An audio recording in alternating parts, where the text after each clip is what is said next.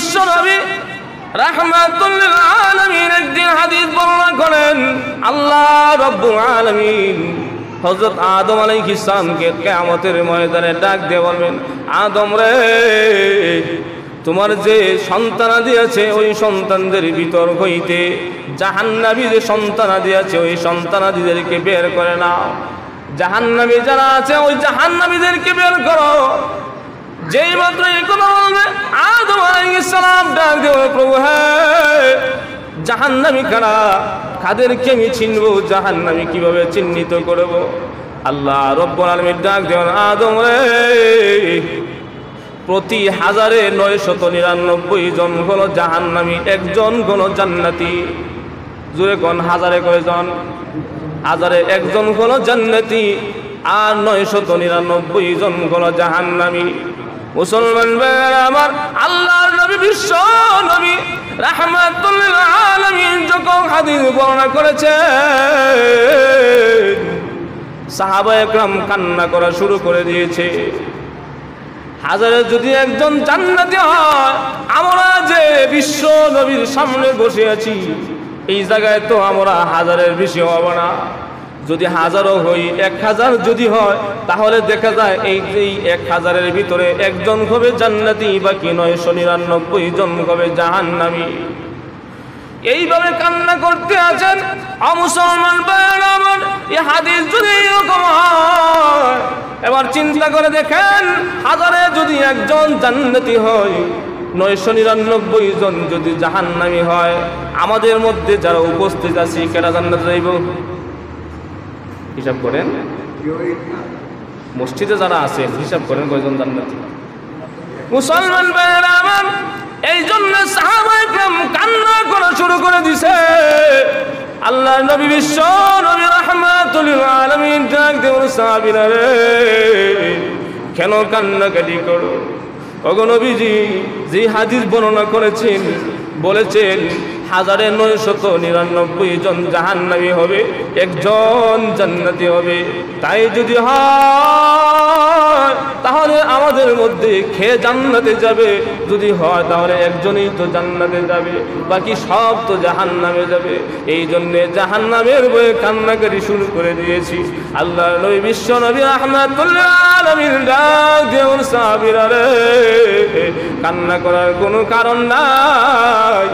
যে 999 জন হবে, আল্লাহ যে 999 জনের কথা উল্লেখ করেছেন, আদম সন্তানদের ভিতর থেকে, ইয়াজুজ মাজুজের ভিতর থেকে হবে 999 জন, আর আমি উম্মতে মুহাম্মদীর ভিতর হইতে হবে একজন। জুরে কোন সুবহানাল্লাহ।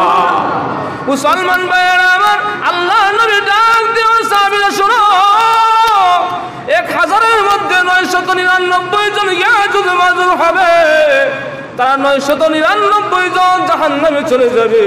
আমি উম্মতে মুহাম্মদীর মধ্যে একজন হবে। মহান আল্লাহ রাব্বুল আলামিন উম্মতে মুহাম্মদী একজনকে মহান আল্লাহ নিজ দয়া গুণে জান্নাতের মেহমান বানায়া দিবে, জান্নাতি বানাবে। তাহলে দেখা যায় ইয়াজুজ মাজুজ 999 জন আর উম্মতে মুহাম্মদী একজন। তাহলে বোঝা যায় আমরা যে আছি, আমরা হলাম ইয়াজুজ মাজুজের তুলনায় 1000-এ একজন। 1000-এ একজন মানুষ যদি হয়, তাহলে ইয়াজুজ মাজুজ হলো 999 জন। তার মানে বোঝা যাইতেছে মানুষের তুলনায় ইয়াজুজ মাজুজের সংখ্যা 1000 গুণ বেশি। জোরে কোন ঠিক কি ঠিক না? ইয়াজুজ মাজুজ যদি 1000 গুণ বেশি হয়, বর্তমানে বিশ্বে যে মানুষগুলো আছে, অনেক সময় দেখা যাইতেছি মানুষগুলো বসবাস করতেই খুব সংকটে পড়ে যায়। 1000 গুণ বেশি ইয়াজুজ মাজুজ যদি হয়, পাও পালানোর জায়গা থাকবো? কথা কেন কেন পাও পালানোর জায়গা থাকবো? এই জন্যে ইয়াজুজ মাজুজ তাদেরকে বন্দী করা হয়েছে। ওরা কেন জাহান্নামে যাবে? ওরা আল্লাহর ইবাদত করে না, আল্লাহকে বিশ্বাস করে না, ওরা আল্লাহকে অস্বীকার করে, আর মারামারি কাটাকাটি হানাহানি রক্তপাত তারা করতেই থাকে। এই জন্য তারা সব যাবে জাহান্নামে। মুসলমান ভাইরা আমার, পাহাড়ের পদদেশে যে সম্প্রদায়গুলো রয়েছে ওই সম্প্রদায়গুলোর ডাক দিয়ে বাদশাহ, ওই ইয়াজুজ মাজুজ আমাদের কাছে এসে আমাদের খাদ্য সামগ্রী কেড়ে নেয়, সন্তানাদিদেরকে ধ্বংস করে ফেলে, আমাদের উপর আক্রমণ চালায়, ঘরবাড়ি সব নষ্ট করে ফেলে। ও বাদশাহ, একটা দেয়াল যদি প্রাচীর যদি নির্মাণ করে দিতেন তাহলে তাদের হাত থেকে আমরা রক্ষা পাইতাম। ইন্না ইয়াজুজা ওয়া মাজুজা মুফসিদুনা ফিল আরদ, তারা জমিনের মধ্যে ফসাদ সৃষ্টি করে, তারা হাঙ্গামা তৈরি করে। ও বাদশাহ, তার প্রয়োজনে আমরা আপনাকে টাকা দিব, অর্থ দিব, সম্পদ দিব, কষ্ট দিব, এর বিনিময়ে আমাদেরকে একটা প্রাচীর নির্মাণ করে দিন। এই মাত্রই কথা বলেছে যুলকারনাইন আলাইহিস সালাম ডাক দেও না, জাতিরা আমাদেরকে টাকা পয়সা দিতে হবে না, আল্লাহ রাব্বুল আলামিন আমাকে যে সম্পদ দিয়েছেন, যে অর্থ দিয়েছেন, যেই সম্মান দিয়েছেন, এত বড় বাদশা বানায়াছেন, তোমাদের টাকার তুলনায় এটা অনেক বেশি, আমাকে কোনো টাকা দিতে হবে না, আমি তোমাদের জন্য একটা প্রাচীর নির্মাণ করে দিব, কিন্তু আমাকে স্বেচ্ছাসেবী হিসেবে তোমরা সাহায্য করতে হবে। যুলকারনাইন আলাইহিস সালাম ওই প্রাচীর নির্মাণ করার জন্য বড় বড় ইস্পাতের লোহার বড় বড় ব্লক আনলেন। তাফসীরে ইবনে কাসিরের মধ্যে উল্লেখ করা হয়েছে এক একটা ব্লক হলো 256 কেজি। জোরে কন্যা সুবহানাল্লাহ। 256 কেজি, 40 কেজি এক মন যদি হয়, 256 কেজি কয় মন হয়? আমি হিসাব করেছিলাম প্রায় 6.5 মন। ব্লক দেখছেন না? ব্লক তো দেখছেন সব ঢালাইয়ের ব্লক, এটা কয় কেজি হবে? ধরেন না যদি বেশি থেকে বেশি 20 কেজি 30 কেজি, এক মনে বেশি তো হবে না। কিন্তু সুলাইমান যুলকারনাইন আলাইহিস সালামের যে ব্লকগুলো আনছেন, ইস্পাতের ব্লক, একটার ওজন হলো 6.5 মন।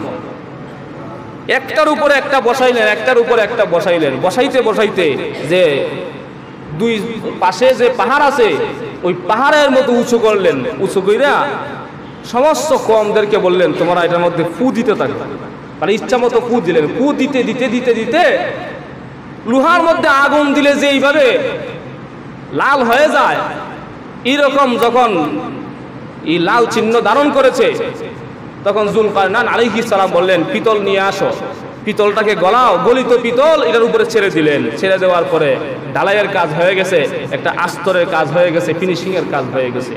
এইভাবে এমন বড় বড় প্রাচীর নির্মাণ করেছেন, কিতাবের মধ্যে উল্লেখ করা হয়েছে ওই ইয়াজুজ মাজুজ ওই প্রাচীর ডিঙ্গাইয়া উপরের দিকে ডিঙ্গাইয়া আসতেও পারে না, এটাকে ভাঙতেও পারে না। এই প্রাচীর এখন কিরকম আছে? ইতিহাসবেত্তাগণ ইতিহাস কিতাবের মধ্যে উল্লেখ করেন, পিতলের মধ্যে যদি পানি লাগে, বিজ্ঞানীরা বলেন পিতলের মধ্যে পানি লাগলে অনেক সময় কিছুদিন পর যাইতে যাইতে ওই পিতলের কালারটা সবুজ রং ধারণ করে।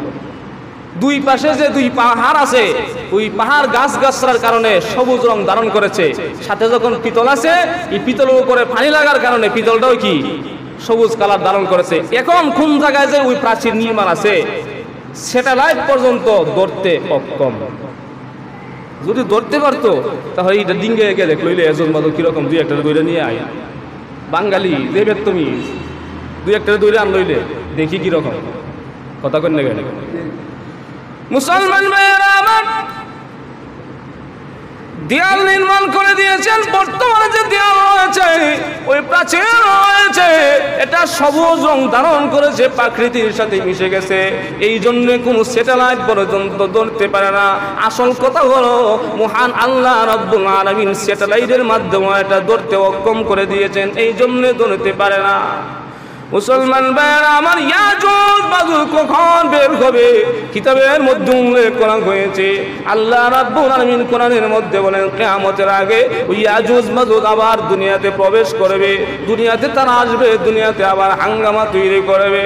কিতাবের মধ্যে উল্লেখ করা হয়েছে দাজ্জাল যখন দুনিয়াতে আসবে, আল্লাহ রাব্বুল আলামিন ঈসা আলাইহিস সালামকে দুনিয়াতে প্রেরণ করবেন দাজ্জালকে হত্যা করার জন্য।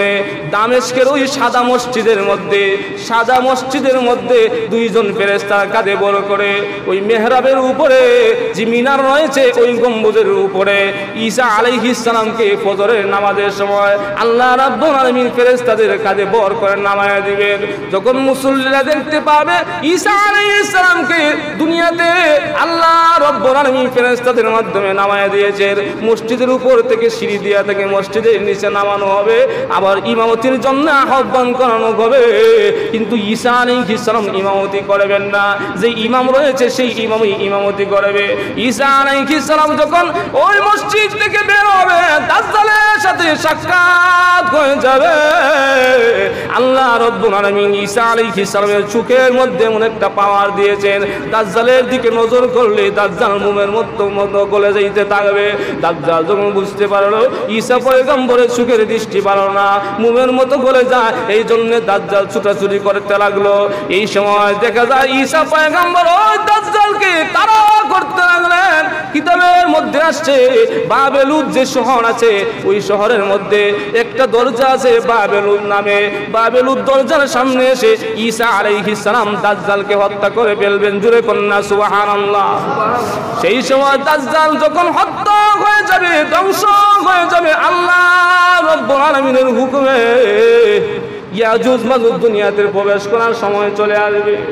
মুসলমান ভাইয়েরা আমার, ইয়াজুজ মাজুজ প্রত্যেক দিন দুনিয়াতে আগমন করার জন্য চেষ্টা করে, যে দেয়ালটা রয়েছে ওই দেয়ালটা ছিদ্র করার জন্য ভাঙার জন্য চেষ্টা করে, কিন্তু আল্লাহর হুকুম হয় না, এই জন্য দেয়ালটা ভাঙতে পারে না। প্রত্যেক দিন ভাঙার জন্য চেষ্টা করে, প্রায় কাছাকাছি সময় যখন চলে আসে সন্ধ্যা হয়ে যায়, একটু সময় কষ্ট করলেই কিন্তু দেয়াল ভাঙতে পারে। একটু সময় যদি চেষ্টা করে দেয়াল ভেঙে যাবে, কিন্তু সন্ধ্যা হয়ে যায় তারা আবার ফিরে যায়, আগামীকাল করবে। কবে? দূরে কথা কর, আগামীকাল। কিতাবের মধ্যে উল্লেখ করা হয়েছে তারা যদি সিস্টেম ধরে কাজ করতো তাহলে আগামীকাল লাগে না, আজকেই পারত। সিস্টেম কিভাবে? তারা যদি এক দলকে বলতো তোমরা এক সময় ডিউটি করবা, তোমরা যাওয়ার পরে আমরা ডিউটি করবো, সেই দল যাওয়ার পরে আরেক দল ডিউটি করবে, এই কাজ করবে, বাঙ্গনের কাজ করবে। এইভাবে যদি সিস্টেম ধরে করতো তাহলে এটা বাঙ্গা সম্ভব। কিন্তু ওদের মাথায় আল্লাহ তাআলা এমন বুদ্ধি দেন নাই, প্রত্যেক দিন এক দলই কাজ করে বাঙ্গার চেষ্টা করে, সন্ধ্যা যখন হয়ে যায় কাজ শেষ আর কাজ করে না, কাজ পালাইয়ে চলে যায়, আগামীকাল আবার ইয়া করবো। কিন্তু দেখা যাইতেছে আগামীকাল যখন আসে আইসা থেকে দেয়াল আগের মতো হয়ে গেছে, যে বাঙ্গা গেছিল এই বাঙ্গা না, এটা আবার আস্ত হয়ে গেছে, আবার ছিদ্র করতে লাগে, করতে করতে করতে করতে এই কয়েক ইঞ্চি বাকি, সন্ধ্যা হয়ে যায়, আগামীকাল করবো। আগামীকাল যখন আসে আইসা থেকে আবার যেই সেই, এইভাবে করতে করতে প্রত্যেক দিন এইভাবে ছিদ্র করতে শুরু করে, কিন্তু শেষ হয় না। যখন দাজ্জাল বাবেলুদে হত্যা হয়ে যাবে, দাজ্জালকে মারা হবে, ঈসা আলাইহিস সালাম যেদিন দাজ্জালকে হত্যা করে ফেলবেন সেই দিন ওই ইয়াজুজ মাজুজ বলবে ইনশাআল্লাহ আগামীকাল আমরা এটাকে ছিদ্র করব। যখন ইনশাআল্লাহ বলবে আগামীকাল এসে দেখবে যেইভাবে রেখে গেছিল এইভাবেই আছে, দুই একটা ধাক্কা মারার সাথে সাথেই ইয়াজুজ মাজুজ প্রবেশ করবে দুনিয়াতে। জুড়ে কন্যা সুবহানাল্লাহ। মুসলমান ভাইয়েরা আমার, কিতাবের মধ্যে উল্লেখ করা হয়েছে আল্লাহ রাব্বুল আলামিন হযরত ঈসা আলাইহিস সালামকে ডাক দিয়ে বললেন, ঈসা